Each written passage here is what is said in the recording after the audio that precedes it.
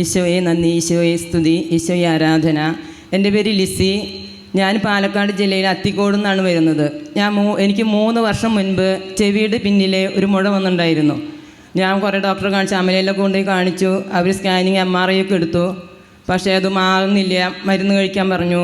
പിന്നെ ഞാനിവിടെ വന്ന് ഒരാഴ്ച ധ്യാനം കൂടിയിരുന്നു.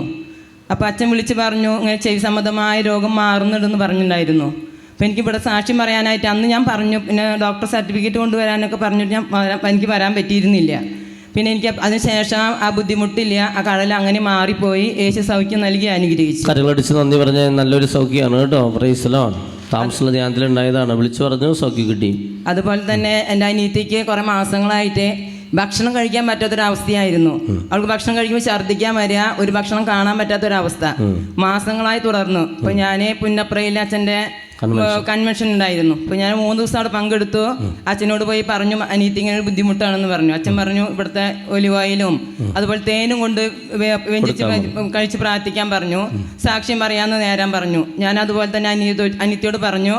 അവൾ അതുപോലെ തന്നെ ചെയ്തു. ഇപ്പോൾ അവൾക്ക് ഛർദിയൊന്നുമില്ല, യാതൊരു ബുദ്ധിമുട്ടില്ല. എല്ലാ ഭക്ഷണവും നല്ലൊരു കൈയടി കൊടുത്തേ കണ്ടോ. ഇതൊരു പേടിയൊക്കെയാണ് ഇതൊക്കെ വിട്ടുപോകുന്നതേ. ഈശോയെ നന്ദി, ഈശോയെ സ്തുതി, ഈശോയെ ആരാധന.